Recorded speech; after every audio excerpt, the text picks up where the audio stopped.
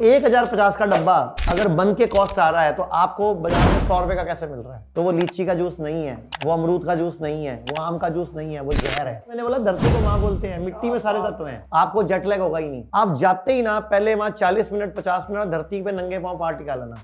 650 paracetamol दुनिया की सबसे खराब गोली है। एंटीबायोटिक इस सदी का सबसे बड़ा दुर्भाग्य है। कोई भी दवाई आप खा रहे हो, आप उस दवाई को पहले गूगल पे नाम डालो, साइड इफेक्ट ऑफ दिस। आप दवाई से उल्टा बीमार होने वाले हैं। हम अंडा नहीं खा रहे, मेंस्ट्रुअल वेस्ट खा रहे हैं। ब्रश में जो टूथपेस्ट यूज होती है सोडियम लोरेल सल्फेट, और दुनिया में सबसे ज्यादा कैंसर कारक है।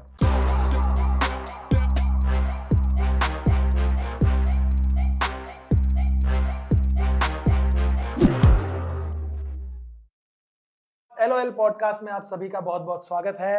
बहुत टाइम से हम लोग सोच रहे थे कि एक हेल्थ ओरिएंटेड पॉडकास्ट करें जहां पर हम लोग हेल्थ को लेके बात करें, और इसीलिए आज हमने इनवाइट किया है आचार्य जी को। बहुत बहुत स्वागत है सर आपका। नमस्कार आचार्य जी। इनका पूरा नाम है, ये मनीष जी हैं, लेकिन हम सबके लिए आचार्य जी हैं। और इनके वीडियोस तो आप लोग देखते ही आ रहे हैं, क्योंकि मैंने भी इनके वीडियो देख के ही इनसे मिली थी। आज मैं बता देती हूँ कि आचार्य मनीष जी इसलिए हमारे साथ बैठे हैं क्योंकि मेरी मम्मी की डायबिटीज़ 58 की एज में रिवर्स हुई है, और वो आंखों देखा है। तो मैं मनीष जी से पहले तो कहूँगी thank you so much. Video डालते रहो आप, क्योंकि कहीं ना कहीं एक आधा वीडियो वो हम तक पहुंच गया, और मैंने बोला नहीं भाई, मैंने तो आपके हर हॉस्पिटल में फ़ोन बजा दिए थे, लेकिन मुझे मिल गया। आचार्य जी कैसे करते हैं आप इतने सारे लोगों को? अच्छा, जब आप पहली बार हमारे पास आए थे तब से लेके आपने भी तो वेट लॉस किया ना? हाँ, किया क्योंकि और वो तो जो आपने किया वही करते हैं हम डायबिटीज ठीक करने के लिए। तो आज हम आपसे सारी बातें पूछेंगे कि घर बैठे डायबिटीज, वेट लॉस, बच्चों को सर्दी जुकाम हो जाता है तो हम तुरंत ही गोलियां पीस के चम्मच में ऐसे करके पिलाने लग जाते हैं। आज बहुत सारी चीजें हमें घर बैठे सीखने को मिलेंगी। सर सबसे पहले तो चिकित्सा के बारे में जानते हैं कि थोड़ी सी सर्दी जुकाम में भी हम ये बाहर की दवाइयों का इतना इस्तेमाल करते हैं क्या? तो मैं आपको बताना चाहूंगा, दुनिया की सबसे खराब गोली, दुनिया की सबसे ज्यादा साइड इफेक्ट वाली अगर कोई गोली है तो 650 पैरासीटामोल दुनिया की सबसे खराब गोली है। दुनिया की सबसे साइड इफेक्ट गूगल पे चेक कर लो। मतलब दुनिया में किसी दवाई के इतने साइड इफेक्ट नहीं है जितने इस दवाई के साइड इफेक्ट हैं। किडनी तक फेल करती है, लीवर तक फेल करती है, हार्ट का पेशेंट बना देती है, पाइल्स कर देती है, फिशर कर देती है, मतलब पता नहीं क्या क्या कर देती है। ये गोली इतनी केमिकल वाली है। तो अब आप बोलोगे बुखार चढ़ जाए करे क्या? करेक्ट। तो ये इंपॉर्टेंट है, बुखार चढ़ जाए करे क्या। तो जब भी बुखार चढ़े, जब भी डेंगू हो जाए, चिकनगुनिया हो जाए, मलेरिया हो जाए, टाइफाइड हो जाए, कोई भी वायरल फीवर हो जाए, आपने 3 दिन के लिए खाना छोड़ देना है। चावल नहीं खाना, दूध नहीं पीना, दही नहीं खानी, पनीर नहीं खाना, सिर्फ नारियल पानी, मौसमी का जूस, संतरे का जूस, गरम गरम पानी, हर्बल टी। खाने पीने में तो ये ध्यान रखना है। और एक गरम पानी, एक बाल्टी लेनी है, गरम पानी भरना है, घुटने तक उसमें पाँव डुबोने हैं, और गरम गरम पानी 40 डिग्री को मेंटेन करना है। मतलब जैसे पानी ठंडा होने लगे 2 डिब्बे निकाल दिया और गरम भर दिया। आपको पसीना आएगा, आपका आधा डिग्री 1 डिग्री टेम्परेचर और बढ़ेगा, और आप हैरान हो जाओगे 90% लोगों का एक ही बार करने पे बुखार ठीक हो जाएगा। 10% लोगों को, 5% लोगों को दोबारा एक बार शाम को या अगले दिन सुबह दोबारा करना पड़ सकता है। बस शर्त एक ही है, खाना नहीं खाना 2 या 3 दिन के लिए। रोटी नहीं खानी, चावल नहीं खाना। मतलब आयुर्वेद का एक सिद्धांत है, लंघन परम औषधम, कि उपवास ही परम औषधि है। अच्छा, आप मुझे दोनों ही बताओ, आप दोनों ने कभी बचपन से लेकर आए तक कोई जानवर पाला है? हाँ जी। क्या पाला है? डॉग। जब वो बीमार पड़ता है क्या करता है? खाना छोड़ देता है। फिर हम क्या करते हैं? जबरदस्ती उसको खाना खिलाते हैं। लेकिन और हम जब बीमार होते तो हम पीली दाल ला दो, खिचड़ी दे आओ, दही डाल लो, दूध में रस डुबो लो, यही बेवकूफी है। अच्छा, जानवर, आपका जानवर जो है, वो कुत्ता जो है, उसका नाम क्या है? बुरा। अच्छा, वो कौन से स्कूल में जाता है? कोई कॉलेज जाता होगा, उसकी कोई ट्रेनिंग क्लास कराई होगी। उसको कैसे पता बीमार होने पे खाना छोड़ना है? नेचर। यानी कि उसकी सिक्स सेंस मजबूत है। तो हमारी सिक्स सेंस कहाँ गई? अब आप भारती याद करोगे, जब आप आए थे हमारे हॉस्पिटल में, मेरठ वाले में, तो हम नंगे पांव घास पे घूमने के लिए बोलते थे। हाँ जी। मम्मी भी घूमी है बहुत, अभी भी घूमती है। बिल्कुल। तो आप समझ आई कि बॉडी नेचर से कनेक्टेड हो जाती है। तो हमारी एक इंद्री है, छठी इंद्री, सिक्स सेंस, ये इंप्रूव हो जाती है। हमें आभासीय शक्ति बढ़ जाती है। ये इतनी इंप्रूव हो जाती है कि आपको पता लग जाता है इस बंदे को उधार देना है कि नहीं देना, इस बंदे से शादी करानी है कि नहीं करानी। मतलब छठी इंद्री, इंट्यूशन पावर हमारी स्ट्रांग हो जाती है। जैसे जानवर को किसी को भी देख के आइडिया लग जाता है कि ये Right. घर में गेस्ट आया कि घर में चोरी करने के उद्देश्य से घुसा है। तो जानवरों की सिक्स सेंस मजबूत है, इस तरह हमारी सिक्स सेंस भी मजबूत हो जाती है, लेकिन शर्त क्या है? नंगे पांव घास पे घूमो, मिट्टी में, रेत में, कहीं भी घूमो। जो अर्थ का जो पावर है, अर्थ में से इलेक्ट्रॉन्स मिलते हैं। आपने बचपन में इलेक्ट्रॉन, प्रोटॉन, न्यूट्रॉन पढ़ा है ना? हाँ जी। तो इलेक्ट्रॉन मिलते कहां से हैं? धरती से तो मिलते हैं, हम ले ही नहीं रहे, हमें चार्ज ही नहीं मिल रहा। अभी मैं आपको एक बच्चे का इंटरव्यू आज ही किया मैंने मेरे मुंबई वाले हॉस्पिटल में। वो बच्चा के पैर सूख गए थे कैंसर के कीमो के साइड इफेक्ट से, उसको ब्लड कैंसर था, 30 साल का लड़का है, उसके पैर सूख गए थे। डॉक्टर ने जवाब दे दिया था कि ये 10-15 दिन जिएगा, और आज वो अपने पैरों पे चल रहा है। सिर्फ 5 दिन हमने उसको मिट्टी पे, घास पे सुलाया, मींस 0 वोल्ट बेडशीट जो हम धरती पे गाड़ देते हैं, एक एल्युमिनियम की शीट, और तार लेके कमरे में आ जाते हैं, चादर पे बिछाते हैं। 5वें दिन बच्चा अपने पैरों पे चल पड़ा। सर इसको थोड़ा आप इलेबरेट करेंगे कि वो जो अर्थ में आप एक तार डाल के, वो क्या है? वो एक वोल्ट मीटर होता है बिजली चेक करने का हमारे Correct. घरों में, जिससे हम ब्लैक और एक रेड नीडल होती है। आप ब्लैक नीडल को एक बिजली के पॉइंट में डाल के दूसरे हाथ से अपनी चेक करोगे तो आपकी वोल्टेज आएगी, लेकिन जैसे ही आप नंगे पांव जमीन पे खड़े होगे आपकी वोल्टेज 0 हो जाएगी। तो 0 वोल्ट होते ही हमारी बॉडी हीलिंग स्टार्ट कर देती है। हमारी बॉडी में अंदर से इलेक्ट्रॉन्स का प्रभाव बढ़ जाता है। आपको कैसा भी पैरों में दर्द हो, हाँ एक काम की बात बताता हूँ आपको, इससे समझ आएगी। आप लोग इंडिया से बाहर जाते हो, जेट लैग होता है आपको, मतलब जैसे आप यहाँ से लंदन गए या कनाडा गए, अमेरिका गए, कहीं भी जाते हो तो आपको 1-2 दिन लगते हैं। कभी दिन में रात नींद होती है वहां पे, कभी रात को जाग रहे होते हो आप, क्योंकि बॉडी सेट नहीं होती वहां के अकॉर्डिंगली। इस बार आप और पूरे दर्शकों को बता रहा हूं मैं, जब भी आप इंडिया से बाहर जाओ, 3-4-6 घंटे का जहां टाइम जोन का डिफरेंस हो, आप जाते ही ना पहले वहां 40 मिनट 50 मिनट धरती पे नंगे पांव पार टिका लेना, आपको जेट लैग होगा ही नहीं। आपकी वो घड़ी बॉडी वहां की क्लॉक के अकॉर्डिंग सेटल हो जाएगी। क्या बात है। आप करके देखना, आपका एक दिन खराब होता है ना, आपके तो पैसे खराब होते हैं, क्योंकि आपके पैसे वेस्ट होते हैं, क्योंकि एक दिन तो आप सोने में ले लेते हो, एक दिन आप थके रहते हो, तो नहीं होगा। 30-40 मिनट हमें धरती पे पांव टिकाने हैं, वो बॉडी 0 वोल्ट में आएगी, बॉडी अपने आप वहां के ज्योग्राफिकल सिस्टम के अकॉर्डिंगली, धरती की अर्थ के अकॉर्डिंग अपनी एनर्जी को उससे मैच कर लेगी। इतनी ज्यादा लॉजिकल बात है ये। तो वो जो बेड होता है उस पे आप मरीज, हम क्या करते हैं, हमने एक बेडशीट बना रखी है जिसको 0 वोल्ट बेडशीट बोलते हैं, वो हम बिस्तर पे बिछा देते हैं। उसका तार का एक सिरा हम बाहर धरती में 1.5 फुट कॉपर की रॉड गाड़ देते हैं, तो वहां से वो अर्थ के इलेक्ट्रॉन्स उस बेड पे आते हैं। तो पेशेंट 8 घंटे उस जब बेड पे सोता है तो उसकी बॉडी में हीलिंग हो जाती है। मैं आपको एक किस्सा बताता हूँ। आज से 5 महीने पहले एक बच्चा आया था हमारे पास, उनके पैर में छेद हो गया था शुगर की वजह से, गैंग्रीन हो गया था, पैर गल गया था। डॉक्टर ने पैर काटने के लिए बोला, उनको कहीं से यूट्यूब पे हमारी वीडियो मिल गई, वो हॉस्पिटल से भाग गया गला हुआ पैर लेके और पहुंच गया हमारे हॉस्पिटल। हमने उसको 8वें दिन उस बच्चे की वीडियो डांस करते हुए की, 8th डे उसका वही पैर हील होना शुरू हो गया। हमने क्या किया, वही धरती से तार लाके उसके पैर पे रात को बेल्ट लगा के सुलाते थे, और हमने 8 दिन उसको खाना नहीं दिया, रोटी नहीं दी, चावल नहीं दिया, दूध नहीं दिया, सिर्फ चुकंदर, हल्दी, आंवला, गिलोय, इस तरह की चीजें दी, जिससे बॉडी में हीलिंग हो गई और वो पैर गला था जो, वो पैर, आज वो बच्चा बिल्कुल ठीक है। वाओ, क्या बात है। तो ये धरती की पावर है, धरती को माँ कहते हैं। माँ में वो शक्ति है ना, तो माँ की गोद में आ गया ना वो। जब उस बिस्तर पे सोओगे आप, तो एक तरह से 8 घंटे हम माँ की गोद में सोए, और माँ की गोद में सो के रिलैक्स भी होते हैं हम। माँ दुलारती भी है, प्यार भी करती है। भारतीय अगर माँ दी गोदे च पैर आप सिर रख के सोइए, की फायदा होता है? तुरंत ही नींद आ जाती है और रिलैक्स हो जाते हैं। ऐसा लगता है कि दुनिया का बेस्ट तकिया अगर है तो वो माँ की गोद है। अच्छा, आप भी जब हॉस्पिटल में नंगे पांव घूमते थे, आपका खुद का मुझे अच्छी तरह याद आ रहा है कि आपने कहा कि इसको यहाँ घूमने का अलग तरह से रिचार्ज आता है, रिलैक्स हो जाते हैं। बिल्कुल ग्लो, अलग ही ग्लो, फेस में अलग ग्लो, जल्दी उठ जाना, एनर्जी रहनी।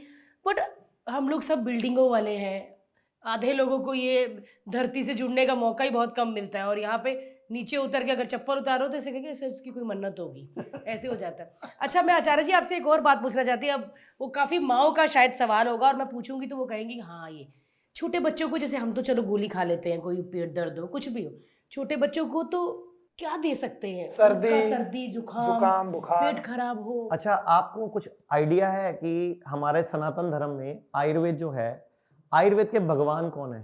कुछ आइडिया आपको? ऋषि, आयुर्वेद के भगवान। दिवाली से पहले हम दिन भी मनाते हैं उनका, धनतेरस, धन्वंतरी भगवान। तो धन्वंतरी भगवान, भगवान विष्णु जैसे नजर आते हैं। तो धन्वंतरी भगवान के कई सारे हाथ हैं। उनके हाथ में एक तो कलश है, जो अमृत कलश, जो देवताओं में, असुरों में जब वो हुआ था। समुद्र मंथन हुआ था तो अमृत निकला था। अच्छा, मैं आपसे एक और सवाल पूछता हूँ, तो घुमा के पूछता हूँ, भारत का राष्ट्रीय पक्षी क्या है? मोर। अच्छा, भारत की राष्ट्रीय औषधि क्या है? औषधि, राष्ट्रीय औषधि, हाँ। च्यवनप्राश। भारत का राष्ट्रीय पौधा क्या है? चलो आप सवाल ऐसे पूछ लेता हूँ। पौधा गिलोय। गिलोय। हाँ, तो भगवान धन्वंतरी जब प्रकट हुए, उनके एक हाथ में गिलोय है। तो आपके बच्चे जब बीमार पड़े तो घर में गिलोय का एक पौधा लगाओ, उसकी डंडी काटो, उसका काढ़ा बनाओ, पिला दो, बच्चा ठीक।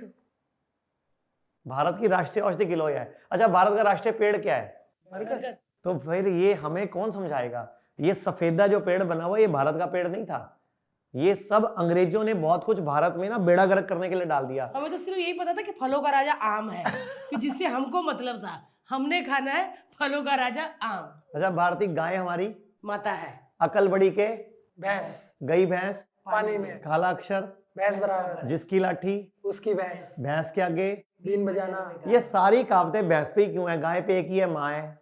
क्या मतलब है इन कहावतों का? कि भैंस का दूध नहीं पीना है। भैंस का दूध जहर है, गलती से भी नहीं पीना है। और भारत दुनिया का एकमात्र ऐसा देश है जो पागलों की तरह भैंस का दूध पीता है। नहीं, मतलब क्या मतलब? भैंस का दूध नहीं पीना चाहिए? बिल्कुल, गलती से भैंस के नेड़े भी नहीं जाना चाहिए। अमेरिका में कोई भैंस का दूध नहीं पीता, जापान में कोई भैंस नहीं है, रशिया में कोई भैंस का दूध नहीं पीता, चाइना में कोई नहीं पीता, कोरिया में कोई नहीं पीता, सिंगापुर में कोई नहीं पीता, दुबई में कोई नहीं पीता। दूरी दुनिया में भैंसे है ही नहीं कहीं पे, सब जगह हैं, लेकिन जंगल में आवारा पशु के रूप में। दूध कोई नहीं पीता। दूध सिर्फ पूरी दुनिया में भारतीय, पाकिस्तान, श्रीलंका और ये बांग्लादेश, इसके अलावा पूरी दुनिया में भैंस का दूध कोई नहीं पीता। सर इसका क्या रीजन हो सकता है? क्यों? ये अंग्रेजों ने हमारे दिमाग कचरे कर दिए। अंग्रेज हमारे दिमाग को तोड़ गए, हमारे दिमाग को खराब कर गए। पूरी दुनिया में रिसर्च हुई है कि भारतीयों का दिमाग वर्ल्ड में नंबर 1 है। पूरी दुनिया के जितने भी देश हैं, कहीं 2 मौसम है, कहीं 3 मौसम है, कहीं 4 मौसम है। पूरी दुनिया में भारत जिस जगह पे स्थित है, ये पूरी पृथ्वी का सेंटर पड़ता है। यहाँ पे एकमात्र ऐसा देश है भारत जहां सूरज सबसे पहले उगता है। ध्यान से सुनना। और सारे मौसम है यहाँ पे, सर्दी, गर्मी, बरसात, पतझड़, बसंत, सारे मौसम भारत में है, पूरी दुनिया में कहीं नहीं है। तो यहाँ की जलवायु, सूरज का पहले उगना, इस दुनिया को, भारत को सबसे अलग बनाता है। तो यहाँ पर पैदा होने वालों का ब्रेन डिफरेंट है। अंग्रेजों को यह बात पता चल गई थी कि भारत का दिमाग डिफरेंट है। इन्होंने हमारे को बर्बाद करने के लिए एजुकेशन सिस्टम लाए, एक ऐसी एजुकेशन सिस्टम जो किसी काम का नहीं है। हमें बचपन से सिर्फ उल्लू बनाने की कोशिश की गई है। आप बताओ, sine theta, cos theta, MC square, EC square कभी काम आए? आज तक नहीं। कभी मेवाड़ और हल्दीघाटी के युद्ध अपने को क्या लेना था? अच्छा, आपको ये याद है जहांगीर का बाप कौन, अकबर का बाप कौन, औरंगजेब का बाप कौन, सब याद है। महाराणा प्रताप का बाप कौन? हमें ऐसा इतिहास पढ़ाया, हमारा दिमाग खराब। गुलामियों के किस्से सुना कर हमें गुलाम बना दिया, हमारे दिमाग की शक्ति खत्म कर दी। स्कूलों में पढ़ाया क्या हमें?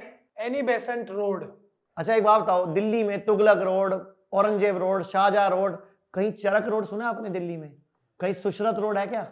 कहीं बागवट रोड है क्या? इस देश का दुर्भाग्य है, चरक, सुशरत की मूर्ति जर्मनी ने अपने यहां लगाई है। सुशरत की मूर्ति अपने हॉस्पिटल के बाद सुशरत की मूर्ति लगाई है जर्मनी ने, लेकिन भारत में सुशरत रोड नहीं है कहीं पे, चरक रोड नहीं है कहीं पे।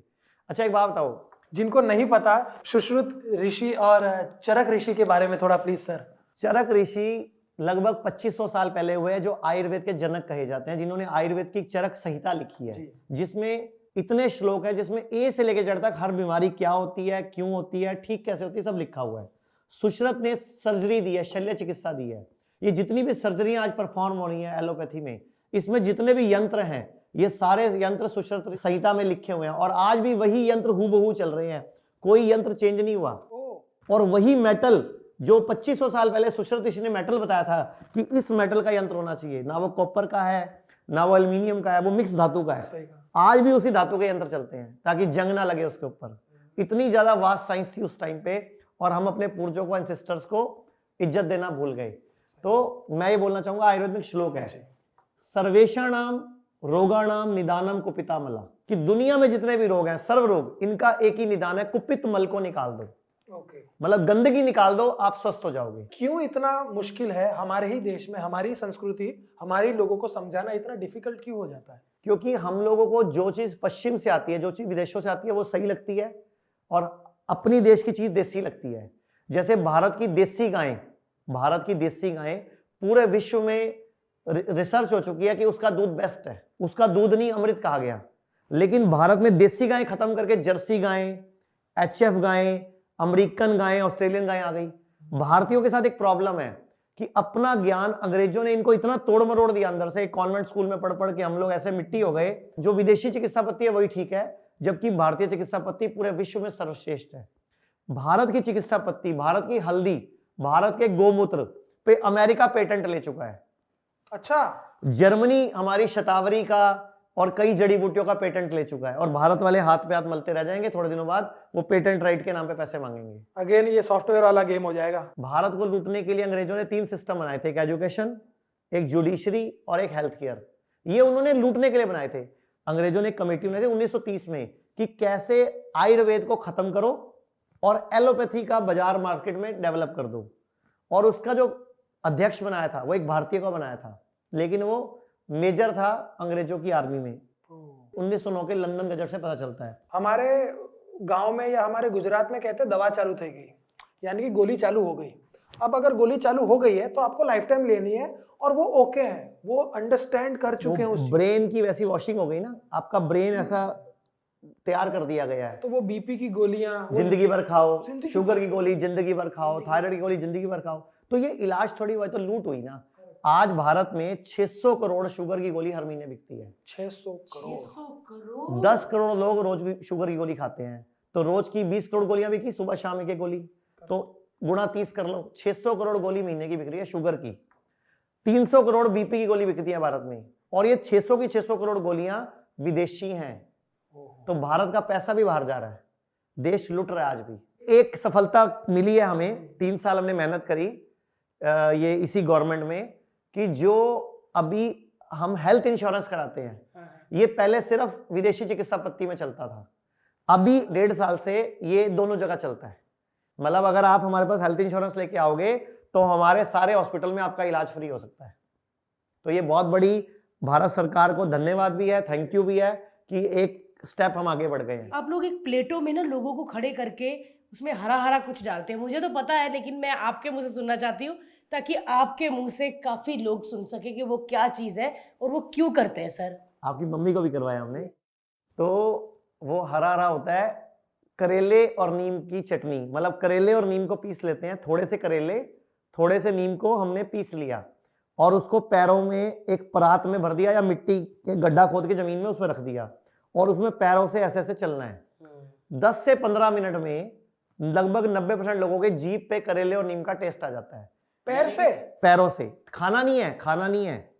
तो आप पैरों में रिसेप्टर्स हैं, तो पैरों के रिसेप्टर से बॉडी सक कर करके उसको जीभ तक टेस्ट ले आती है। उसके 10 मिनट बाद अगर आप शुगर चेक करो तो 80-90% लोगों की शुगर कम हो चुकी होती है, नॉर्मल के आसपास आ चुकी होती है। इतनी पावरफुल टेक्निक है, करेला और नीम थेरेपी बोलते हैं उसको हम। और अब तो भारत में वो थेरेपी प्रचलित हो गई काफी, अब तो लोग घरों में कर रहे हैं उसको। जब भी शुगर बीपी बढ़ जाता है तो फटाफट करेले नीम को पीस के उसके ऊपर पैरों से करते हैं। अच्छा, बीपी भी शुगर भी, दोनों चीजें। अच्छा, मुझे एक और चीज बतानी है कि मतलब मेरे को ना थोड़े महीने पहले इन्फेक्शन हो गया था। मैं सच्ची कह रही हूँ, मैंने एक गोली नहीं खाई। करेक्ट, एक गोली नहीं खाई। जब मैंने बोला कि हाँ जी यूरिन इन्फेक्शन है, उन्होंने सर मुझे इतनी गोलियां लिख दी, हर्ष ने मुझे एक नहीं खाने दी। जीरा, अजवाइन, उसके पानी पी पी के मैं 3 दिन में ठीक हो गई, क्योंकि अगर मैं गोली खाती तब भी मुझे उतने ही दिन लगने थे। लेकिन अब आप सेफ हो। गोली खाते साइड इफेक्ट भी आते हैं आपको थोड़े दिन बाद। डॉक्टर ने सर 1 हफ्ते का ना एंटीबायोटिक का कोर्स दिया। एंटीबायोटिक जहां तक मैंने पढ़ा है, एंटीबायोटिक आपके पेट के बैक्टीरियाज मार देता है, गुड बैक्टीरिया को भी खत्म कर देता है। पहली बात तो बायोटिक का मतलब क्या होता है? बायोटिक मतलब जीवन, एंटीबायोटिक मतलब एंटी जीवन, मतलब जीवन को खत्म करने वाली तो दवाई। गुड बैक्टीरिया भी मार देता है वो, हाँ, तो इसीलिए एंटीबायोटिक इस सदी का सबसे बड़ा दुर्भाग्य है। अभी एंटीबायोटिक रेजिस्टेंस आ चुकी है। एंटीबायोटिक में आप अपने गुड बैक्टीरिया को भी मार लेते हो, बैड को मारने के साथ साथ। तो एक ही तरीका है, आप अपनी इम्यूनिटी पे काम करो। हमारे देश में एक दुर्भाग्य है, हाँ जी, मच्छर आता है, मलेरिया का मौसम आता है, हम मच्छर मारने चल पड़ते हैं, ठीक है। कोरोना आता है, हम कोरोना को मारने चल पड़ते हैं, कभी कहीं स्प्रे करते हैं, कभी कहीं करते हैं। कैंसर आता है, हम कैंसर सेल को मारने निकल पड़ते हैं।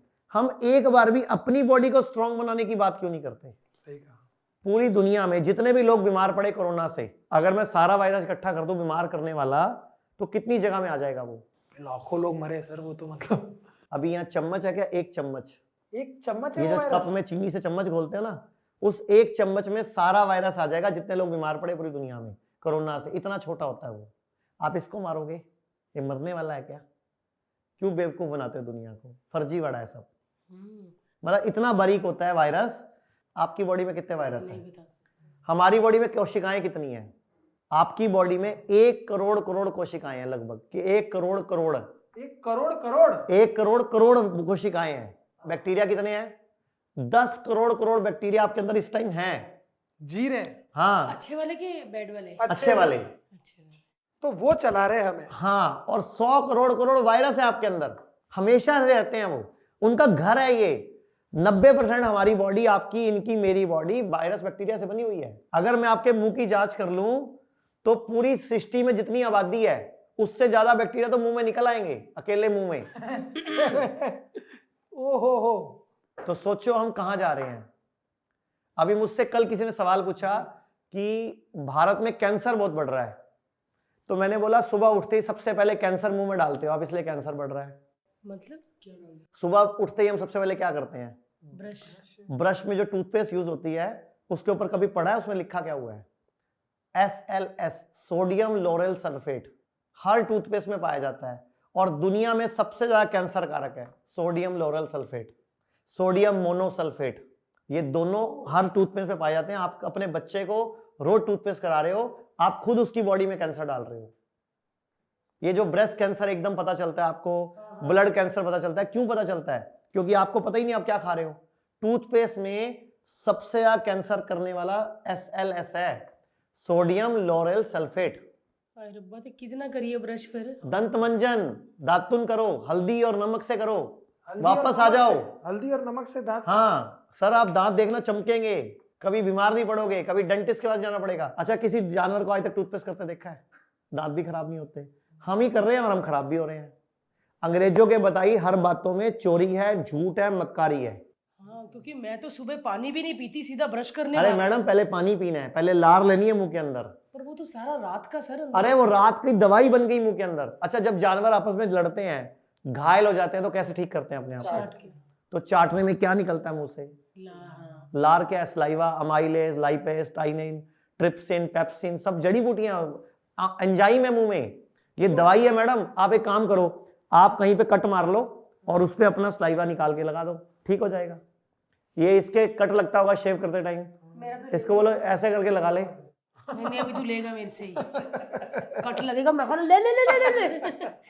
अरे वाह यार, मतलब हमारे पास बीमारी भी है, दवाई भी है। जानवर जब घायल होते हैं, बीमार होते हैं, लड़ते हैं आपस में, तो वो चाट चाट के ठीक करते हैं। कई जगह जीभ नहीं पहुंचती, हाँ, correct, correct। वहां पे क्या करते हैं? जानवर जंगल में घायल हो गए लड़ लड़ के, तो चाट चाट के ठीक कर लेते हैं। मान लो कहाँ जीभ नहीं पहुंचती, वहां पे वहां क्या करते हैं? हाँ, बेचारे तड़पते हैं। ये देखो, तड़पते नहीं है, मिट्टी को मलते हैं। वो उस जख्म को मिट्टी पे मलते हैं।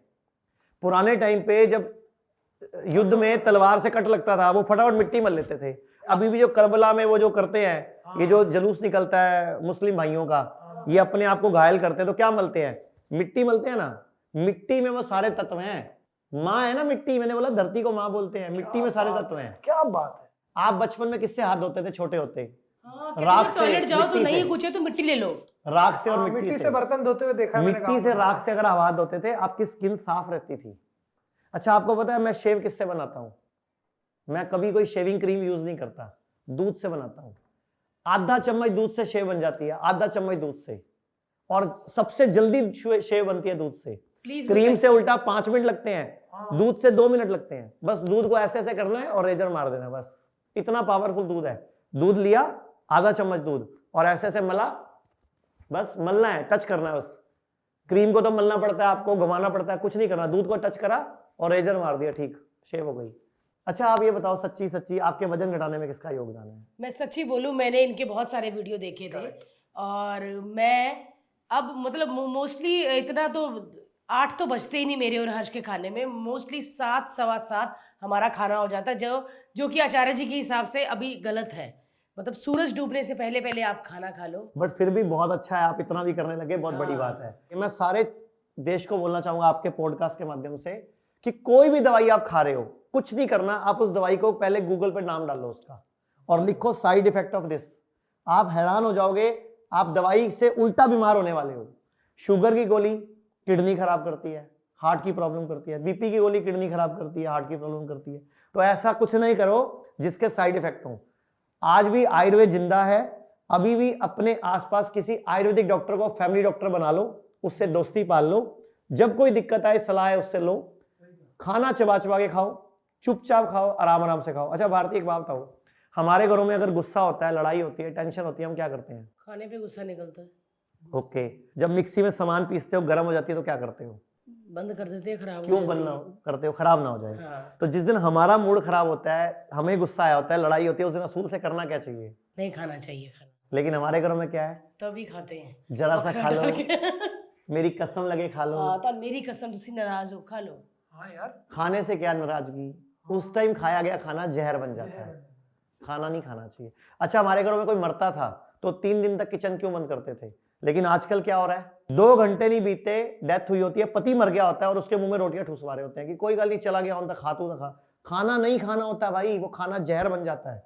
क्योंकि बॉडी की मन स्थिति, बॉडी में रस नहीं है हजम करने वाले। उस दिन स्ट्रेस हार्मोन बढ़ा हुआ है, कार्टिसोल बढ़ा हुआ है, उस दिन खाना हजम नहीं होगा। हाँ, तो मुझे मत बोला कर खाने के लिए। जब मैं शूटिंग में मेरे को टेंशन होता है, अरे खा तो ले, खड़ी कैसे रहेगी? अरे मैं खड़ी नहीं, आप रहूंगी। फ्रूट खा लो, उस होस्टिंग टाइम का पे टेंशन सैलड खा अलग लो। होता है, स्टेज पे होस्टिंग करते करते गिर जाएगी तब थोड़ी सी। नहीं नहीं नहीं, गिरूंगी कुछ मैं। नहीं गिरेगी ये गिरेगी तो 2 मरेंगे, टेंशन ना लो। हाँ, गिरेंगे तो सेट टूटेगा। हाँ, कितने दिन तक भूखे रह सकते हैं? नहीं बहुत नाजायज तो देखो हर चीज बुरी है। मैं पूरे भारत को बोलूंगा, अगर पूरा भारत अपना हजारों करोड़ का खर्चा बचाना चाहता है तो हर भारतीय को हफ्ते में एक उपवास शुरू कर देना चाहिए। मतलब 6 दिन गाड़ी चलाओ, 1 दिन गाड़ी को रेस्ट दो। अभी आपके पास कार है, बढ़िया बढ़िया मर्सिडीज है और गाड़ियां भी है, आप उसको लगातार कब तक चला सकते हो? इंजन बैठ जाएगा महंगी से महंगी गाड़ी का। तो ऐसे ही हम बॉडी को लगातार चला रहे हैं, लगातार कई सालों से चला रहे हैं, रेस्ट दिया ही नहीं कभी इसको। तो हफ्ते में एक उपवास शुरू कर दो, जिंदगी में कभी बीमार नहीं पड़ोगे। और जो बीमार है वो हफ्ते में 2 उपवास शुरू कर दो, आपकी दवाइयां छूट जाएंगी। मैं तो फ्री के इलाज बता रहा हूँ सारे। आजकल बहुत यंग एज में हार्ट अटैक बच्चों को आ रहे हैं। हम अच्छी चीजें खा ही नहीं रहे, हम चिप्स, कोल्ड ड्रिंक। अभी जो मैंने आज एक बच्चे का इंटरव्यू आपको बोला दिखाने का, वो बच्चा क्यों बीमार पड़ा? वो रेड बुल पीता था, स्केटबोर्ड चलाता था ना, तो उसको रेड बुल पीने की आदत थी, एनर्जी ड्रिंक पी रहा था। उसके बड़े भाई की 2012 में कैंसर की डेथ हो चुकी है, 30 साल की उम्र में ही। वो कोल्ड ड्रिंक बहुत पीता था, वो भी स्पोर्ट्स पर्सन था, फुटबॉल पर्सन था, तो कहता हमें इमीडिएट एनर्जी चाहिए थी, हम कोल्ड ड्रिंक पी लेते थे फुटबॉल स्टेडियम पे। उसको भी कैंसर हुआ, मर गया। तो ये बच्चा रेड बुल पीता था, कोल्ड ड्रिंक पीता था और डिब्बे वाला जूस। मैं आपसे एक सवाल पूछता हूँ, लीची का जूस है, नाम नहीं लूंगा मैं किसी भी कंपनी का, लीची का जूस 100 रुपए का डब्बा है किसी अच्छी कंपनी का। मुझे बताओ, लीची बाजार में 100 रुपए किलो बिकती है और उसमें इतनी मोटी गिटक होती है, इतना बड़ा छिलक होता है, तो 1 किलो लीची का 100 ग्राम जूस निकलता है। तो अगर 1 लीटर का जूस का डब्बा है तो मुझे 10 किलो लीची चाहिए। तो 10 किलो लीची होगी 1000 रुपए की। 10 रुपए का डब्बा भी है, जिसने बेचा 10 रुपए उसको भी चाहिए। बिपाशा बसु ने डब्बा पकड़ा, 20 रुपए उसको भी चाहिए होंगे। जिसने डब्बा बनाया उसको भी 10-20 रुपए चाहिए होंगे। तो 1050 का डब्बा अगर बन के कॉस्ट आ रहा है तो आपको बाजार में 100 रुपए का कैसे मिल रहा है? तो वो लीची का जूस नहीं है, वो अमरूद का जूस नहीं है, वो आम का जूस नहीं है, वो जहर है, वो केमिकल है, वो कोल्ड ड्रिंक से भी खतरनाक है। फ्रेश जूस पियो, सुखी रहो। हर कोई इजी लाइफ ढूंढ रहा है, जबकि ये जहर है सब। ये कैंसर बढ़ रहा है इससे। आपने पूछा था हार्ट अटैक एकदम क्यों हो रहे हैं? वजह कि हमारे देश में खाने के नाम पे सिर्फ कचरा है। आप घर में नमक कौन सा यूज करते हो? हाँ, जो दुकान में मिलता है। नहीं, वैसे but आमतौर पे usually लोग कौन सा यूज करते हैं? जो सफेद वाला सफेद नमक यूज करते हैं। मुझे बताओ, नमक मटमैला होता है, सफेद कैसे हो गया? इतना सफेद कैसे कर दिया सफेद? कितनी ब्लीच डाली होगी सोचो, कितना सल्फर डाला होगा, कितना केमिकल डाल के सफेद किया उसको। अच्छा, चीनी गन्ने से बनती है, सफेद कैसे हो गई? इतना केमिकल डाला होगा, कितनी ब्लीच डाली होगी, कितना सल्फर डाला होगा, आपको हार्ट अटैक क्यों नहीं पड़ेगा सर? तो ये चीनी और नमक जहर है हमारे घरों में। अभी भी वक्त है, वापस गुड़ पे आ जाओ और सफेद नमक की जगह सिंधा नमक अपना लो, जिसको पाकिस्तानी नमक भी बोलते हैं। सिंधा नमक अभी भी वक्त है। मैंने एक वीडियो देखा था सर, जिसमें बहुत सारे लोग सर पे गीला टॉवल रख के टब में बैठे थे। वो टब थेरेपी है, जिसको हम बोलते हैं हॉट वाटर इमर्शन। आयुर्वेद में हजारों साल पहले अवगास वेद का वर्णन है। किसी भी राजा महाराजा के महल में गए हो आप आज तक? जैसे राजस्थान में महल हैं, जोधपुर में महल हैं, जितने भी राजा महाराजाओं के महल हैं, सब में ना हमाम बने हुए हैं, नहाने के टब बने हुए हैं। रानियां नहाती थी फूलों से, राजा नहाते थे। तो वो जो राजा रानी नहाते थे ना, वो गर्म पानी भरते थे उसमें और एक तरह से उसमें से पसीना निकलता था। इसको अवगास वेद बोलते हैं आयुर्वेद में। अच्छा। तो वो टब अवगास वेद है, उसमें हम 40 डिग्री टेम्परेचर मेंटेन करते हैं और उसमें कस्टमर को आधा घंटा से 2 घंटा बैठना होता है, वही आपकी तीसरी किडनी बन जाता है।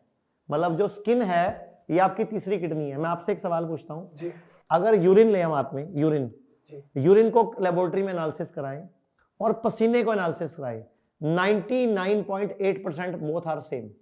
मतलब पसीना और पेशाब एक ही है, ओ दोनों में सेम तत्व निकलते हैं बॉडी से, वही क्रिएटिनिन, वही यूरिया, वही वेस्ट, वही पोटेशियम, वही सोडियम, वही। और पोस्चुरल थेरेपी, पानी का प्रेशर पड़ता है तो किडनी पहले से एक्टिवेट हो जाती है, बेटर हो जाती है। तो ये हॉट वाटर जो थेरेपी है सर, ये किडनी वाले कर सकते हैं कि बाकी भी कर सकते हैं? कोई भी करेगा उसको बीमारी नहीं होगी कभी। किडनी वाला भी करे, कैंसर में बहुत कारगर है, लीवर फेल में बहुत कारगर है, हार्ट पेशेंट की हार्ट प्रॉब्लम रिवर्स करने में कारगर है। आप लोग घर पे हम बाथ टब लगाते हैं, हाँ जी। तो मैं कहता हूं बाथ टब लोग लगा तो लेते हैं लेकिन यूज नहीं करते। तो मैं हाथ जोड़ के विनती करूं बाथ टब को यूज भी किया करो, बाथ टब को इस्तेमाल करो। तो हर दिन आदमी को गर्म पानी में हर दिन, हफ्ते में 1 दिन 2 दिन, जब भी मौका मिले, आधा घंटा बैठो, 20 मिनट बैठो, गरम गरम पानी करके ना 40 डिग्री 38 डिग्री टेम्परेचर मेंटेन करके उसमें बैठो।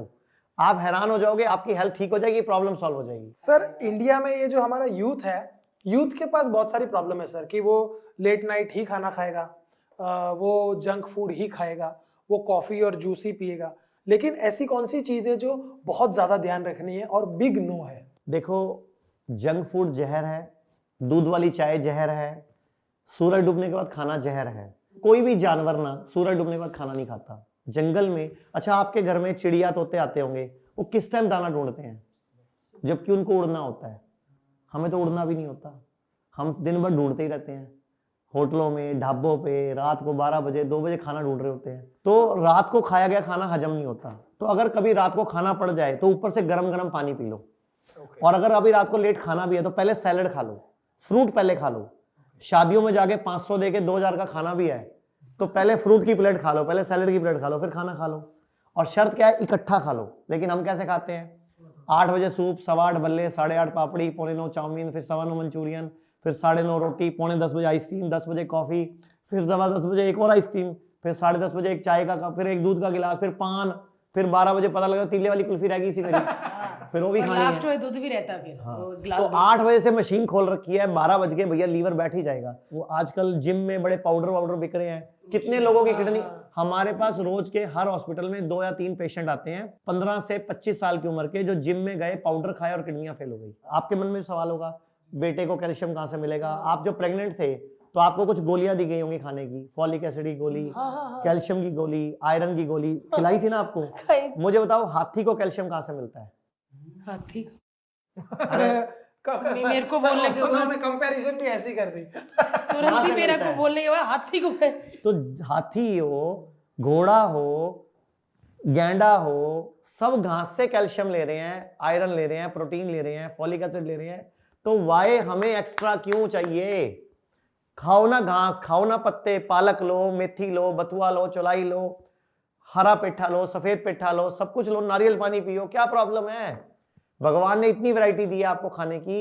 संडे या मंडे कभी ना खाओ अंडे। क्यों कहता हूं मैं? जो देसी अंडा होता है वो मुर्गा मुर्गी के नेचुरल मिलन से पैदा होता है। जो फार्मी अंडा होता है उस मुर्गी ने, खैर उसको मुर्गी नहीं कहना चाहिए, ना वो मुर्गा होता है ना मुर्गी होती, दोनों होते हैं वो। कहने का मतलब वो ऐसी मुर्गी है जिसको मुर्गे की जरूरत नहीं होती। और जो अंडा है, एक मुर्गी, वो जो मुर्गी, उसको मुर्गी बोल रहा हूं मैं, वो साल में 315 अंडे देती है। यानी कि पूरा साल उसका एक ही काम है ना, अंडा देने का। वो क्या है अंडा? वो अंडा नहीं है, बेसिकली उस मुर्गी की डाइट ऐसी है, उसको कुछ ऐसी चीजें दी जाती हैं कि उसके पूरा साल पीरियड्स चलते रहते हैं। वो जो अंडा है ना, वो उसके पीरियड्स का वेस्ट है, वो उसके पीरियड्स हैं बेसिकली, उसका मंथली साइकिल है, उसके साइकिल चलता रहता है। वो मुर्गी 1-1.5 साल में अपना शरीर खत्म कर देती है अंडे देने के चक्कर में। मतलब हम अंडा नहीं खा रहे, मेंस्ट्रुअल वेस्ट खा रहे हैं। कौन बताएगा ये बात दुनिया को? मतलब वो अंडा नहीं है, वो मुर्गी की रेगुलर पेन्स का परिणाम है। उस मुर्गी को रेगुलर पेन्स होती रहती हैं, वो दुखी है बेचारी, परेशान है, वो रो रही है, दुखी है वो, और अंडा देना पड़ रहा है उसको रोज। और हम उसको खा के खुश हो रहे हैं कि हमें हेल्थ मिलेगी, मेरा मुंडा जवान होगा, मेरे मुंडे से कद बढ़ूगा। कुछ नहीं बदना, क्योंकि जब हार्मोन डिस्टर्ब प्राणी का आप कुछ खाओगे तो आपके भी तो हार्मोन डिस्टर्ब होंगे ना। सही बात है। अब रही बात मुर्गे और मुर्गी पे आ जाते हैं, तो ना वो मुर्गा है ना वो मुर्गी है, वो बॉयलर है। वो सिर्फ मांस के लिए पैदा किया गया है, वो यूनिसेक्स है। अब आप बताओ, वो सिर्फ मांस के लिए पैदा किया गया, बुद्धि उसमें है नहीं, दिमाग उसमें है नहीं, हार्मोन्स उसके डिस्टर्ब हैं, उसको खा के हमें हेल्थ कैसे मिलेगी? सब जहर खा रहे हैं हम लोग। सर एक और बहुत ज्यादा पी जाती है चाय हमारे हिंदुस्तान में। दूध वाली जैसे चाय। दूध वाली चाय, अरे आओ चाय, अरे क्या हुआ चाय नहीं पियोगे? और कई कहते हैं कि कहते ना उठो चाय पिया दे एक कप फिर उठांगे। इतनी सस्ती प्लास्टिक के ग्लास में होता है, वो इतनी इतनी चाय वो सब पी रहे होते हैं, हम देखते हैं। तो वो चाय गरम, प्लास्टिक सस्ता। पहली बात तो चाय है क्या? दूध में कैसीन नाम का प्रोटीन होता है, दूध में कैसीन नाम का प्रोटीन होता है। चाय में फ्लेवोनाइड होता है। पूरी दुनिया में कई देशों में रिसर्च हो चुकी है कि जब फ्लेवोनाइड और कैसीन मिलते हैं तो केमिकल रिएक्ट होता है, केमिकल बन जाते हैं। तो चाय दूध वाली जहर है, आपका लीवर खराब करती है, आपके ब्लड को एसिडिक करती है, आपका पित्त बढ़ाती है, आपकी किडनी तक खराब करती है। बवासीर की बीमारी चाय की वजह से है, माइग्रेन और हेडेक की बीमारी चाय की वजह से है, आपको नपुंसक तक बनाती है चाय। इतनी गलत चीज है ये। और हमारे देश में 1 लाख करोड़ की चाय बिक रही है, 1 लाख करोड़ की चाय। भारती ने 3 साल से सर 3 साल से दूध वाली चाय नहीं पी। आप हर्बल टी पियो, लेमन टी पियो, ग्रीन टी पियो, सब बढ़िया है। आप मतलब दूध नहीं डालना बस। हम सर नहीं पीते। पूरी दुनिया में 235 देश है, कहीं भी पूरी दुनिया में दूध वाली चाय नहीं पी जाती, भारत को छोड़ के। एक और सवाल है सर, मिलिट की बात रह गई। मिलिट क्या क्या होते हैं और वो आई थिंक हेल्थ के लिए बहुत ज्यादा फायदा देते हैं? देखो, जैसे गेहूं और चावल अनाज है, मिलेट अनाज का ही नाम है। गेहूं, चावल, बाजरा, रागी, ये सब अनाज हैं। अनाज को 3 कैटेगरी में बांटा जा सकता है, एक पॉजिटिव मिलेट, एक न्यूट्रल मिलेट, एक नेगेटिव मिलेट। इनको 3 कैटेगरी में क्यों डिवाइड करता है?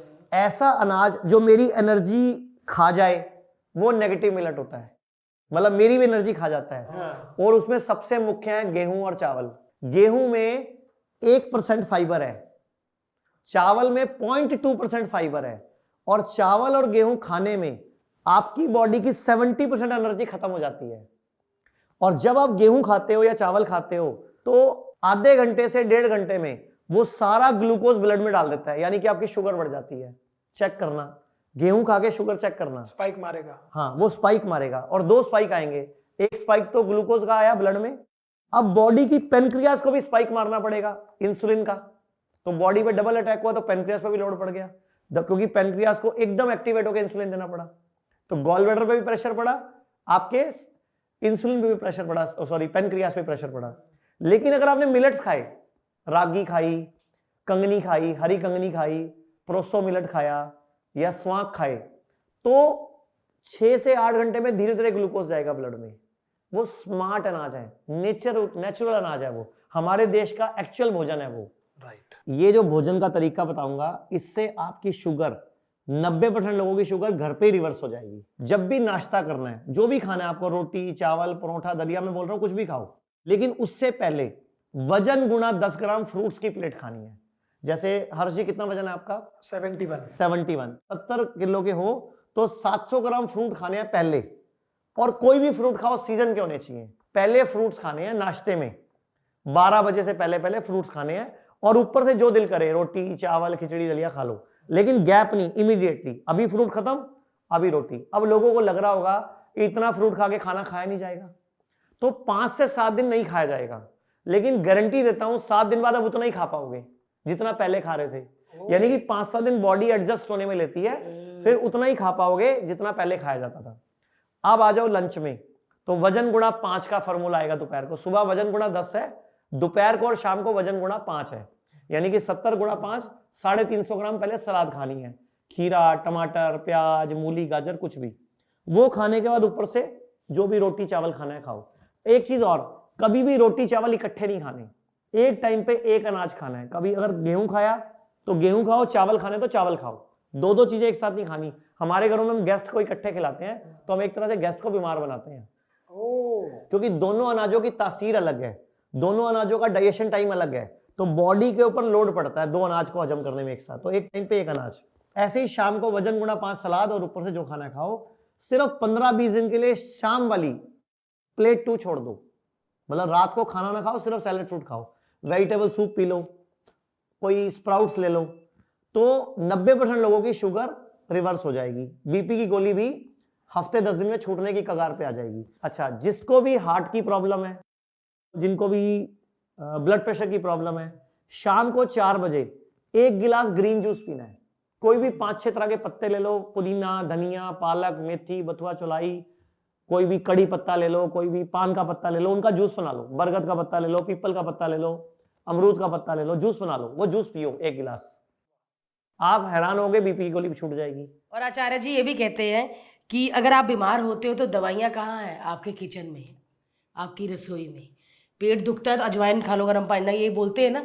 और अब मुझे बहुत डर लगता है जब मैं कोई मुझे कहता है ना गोली खा लो, एक एंटीबायोटिक खा लो, तो मेरे को होता है नहीं, उसकी जगह मैं जीरा ना खा लूँ, अजवाइन ना खा लूँ। सो मैं तो इन चीज़ों से बड़ी परे हो गई हूँ। आप खुश हो? मैं आपसे तो पूछना thank you चाहती बोलता हूँ हूँ कि आपने बदला, और आपकी वजह से आपके बाद हमारे हॉस्पिटल में कितनी सेलिब्रिटीज आई हैं।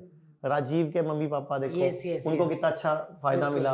कपिल की मम्मी से आपने बात करी घुटनों के बिल्कुल, लिए, बिल्कुल, तो बिल्कुल। और भी मेरे पास कई, पहले भी मेरे कुछ क्लाइंट्स थे इस फिल्म इंडस्ट्री में, अब और बढ़ गए। तो बदल रहा है देश, अब बिल्कुल बदल लोग रहा है। आयुर्वेद को अपना रहे हैं। और एक चीज और बोलना चाहूंगा पूरे भारत वालों को कि अगर आप चाहते हो जिंदगी भर बीमार नहीं पड़ना, तो साल में हर 6 महीने में 7 दिन ना पंचकर्म कराया करो।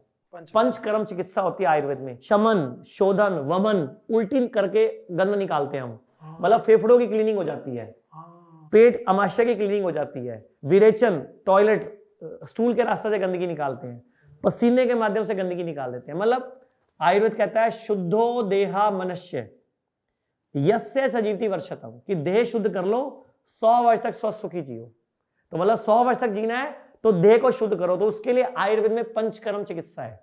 हमारे पूरे भारत में दिल्ली में हमारे 14 सेंटर हैं, मुंबई में हमारे 3 सेंटर हैं, पूरे इंडिया में हमारे 45 सेंटर है पंचकर्म वाले, जहां ये पंचकर्म विधि होती है। और पूरे देश में बहुत सारे और भी लोग करते होंगे।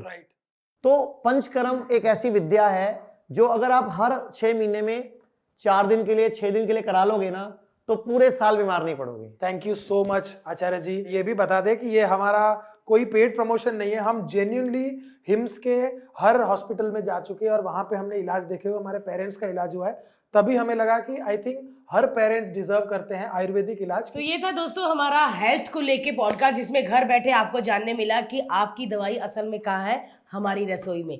अगर आप कमेंट्स में हमें बता दें कि आप किसको और हमारे साथ देखना चाहते हैं, किसका पॉडकास्ट देखना चाहते हैं, तो प्लीज़ हमें कमेंट ज़रूर करना। तब तक के लिए लाइक करें, सब्सक्राइब करें और हाँ, बेल ज़रूर बजा दो। आ जाएगा पॉडकास्ट तो पता चल जाएगा।